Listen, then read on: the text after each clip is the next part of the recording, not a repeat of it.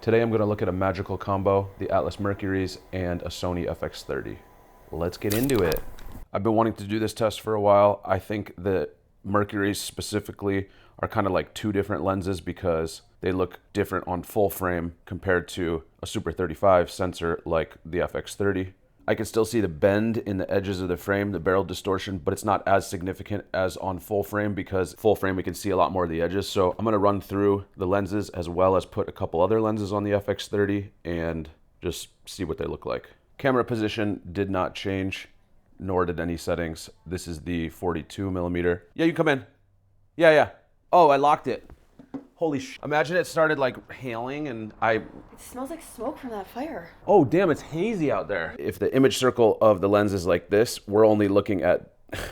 If the image circle is like this, we're only looking at this much of it. So the distorted outer edges are not being seen in this shot. And that is what is interesting to me because you can have this set of lenses that have more of a crazy look on the edges if you shoot on a large sensor, or it's a little more subdued because of the smaller sensor. I noticed the beauty of these on a Super 35 sensor when I was working with my boy Logan and we were on a Komodo and the image just looked really nice. I do like barrel distortion and sometimes I even add a tiny bit of barrel distortion to spherical lenses, but we can see here that this has just nice barrel distortion on its own and it's just a little less than what it would be like on full frame, as I mentioned.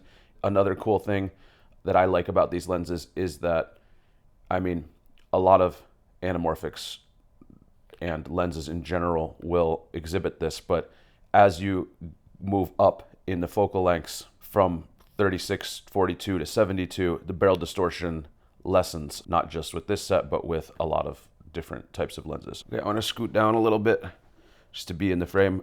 Camera position, of course, didn't change at all. This is the 72. I don't have much to say at the moment about this one.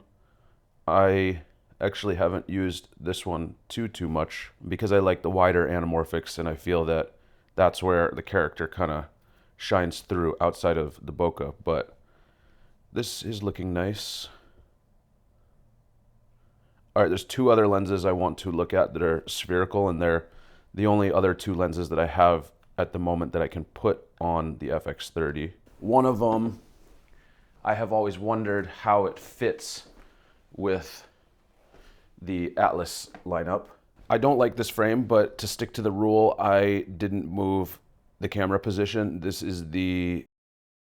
I found this thing in the cabinet a couple weeks ago, and I felt that when shooting in a 2:3:9:1 ratio, it kind of made me wonder if this would fit in as a wider Mercury, like if you needed a super wide. It is a fisheye lens, but it's not extreme fisheye, so I would like to see how this looks next to the 36 millimeter. Also, I don't love this frame. Oh, I already said that.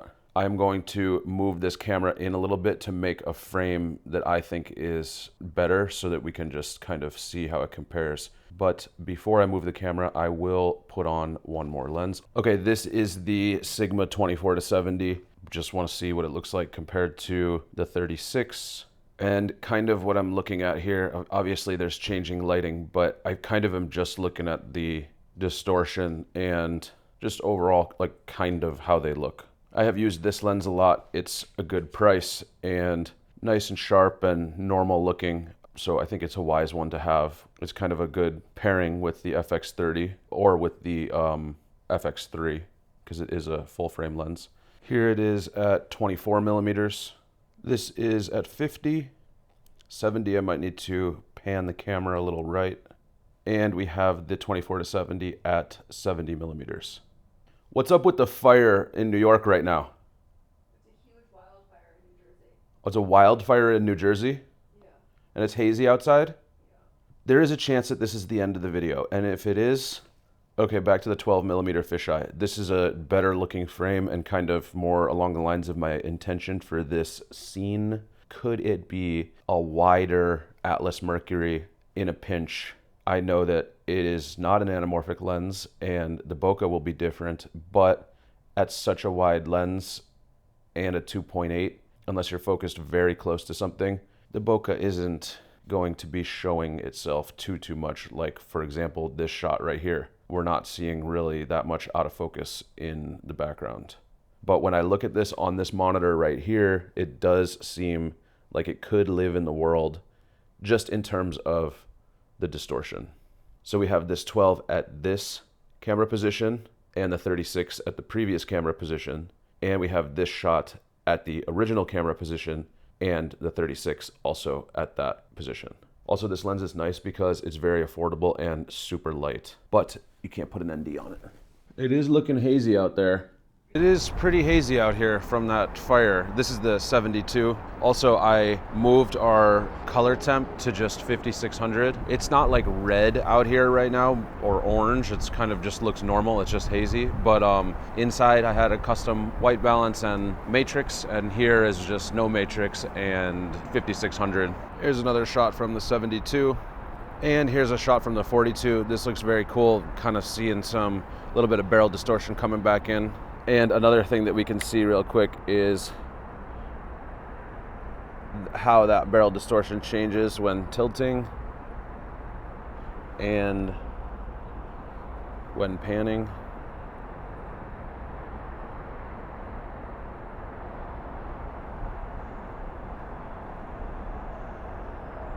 And we have the 36. I think the 36 is my favorite. I like wider lenses, and especially on a smaller sensor, this looks very nice, and you get a little bit of the distortion, not too crazy like what I mentioned before. And we can just kind of see what this looks like handheld.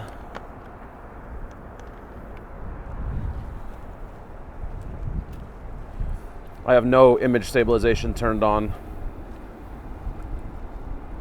It's a very cool looking lens. I guess this is my close focus tree. The leaves.